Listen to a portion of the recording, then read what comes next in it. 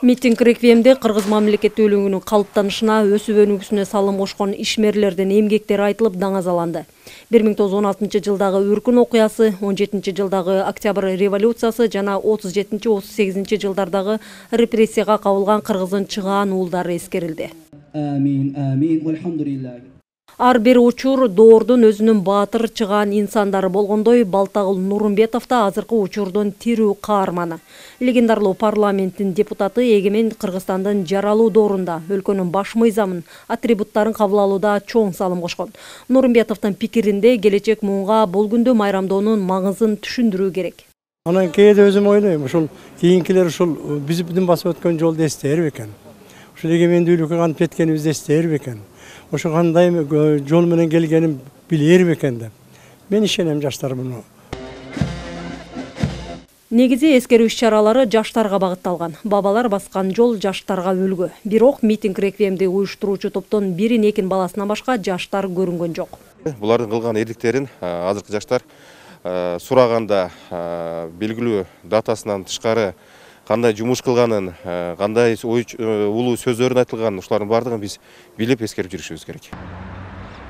Атолдук милдетти ар бир келечек муунга жеткирүүдө пропаганда жетишпей жатканын Дүйшөн Бектемир уулу билдирет. Эскерүү иш-чараларын масштабтуу белгилөө зарыл дейт. 7-8 ноябрь жылнаамада расмий майрам болуп саналат. Туу күнү деле кызыл менен белгиленип турат, бирок иш күнү. Мына жерде келип эртең менен студенттер келип тууну университеттин алдына алып чыгып, кадимкиндей бир чоң салтанаттуу майрамга айланат да.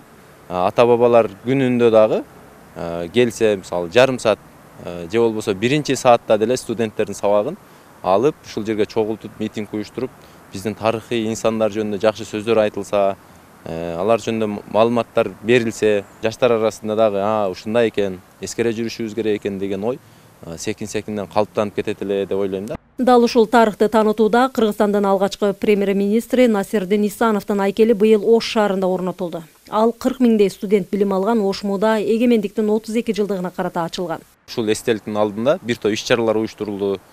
Ал жок дегенде бардыгынын болбосо дагы арасынан терилген студенттерге демилге ышык бере алса, бул максатына жеткен болот. Быйыл Ош шаарындагы Алымбек Датка, Курманжан Даткан айкелдери реконструкцияланды. Султан Ибраимов, Абдыкадыр Орозбеков, Исхак Разаковдун эстеликтери реставрацияланды.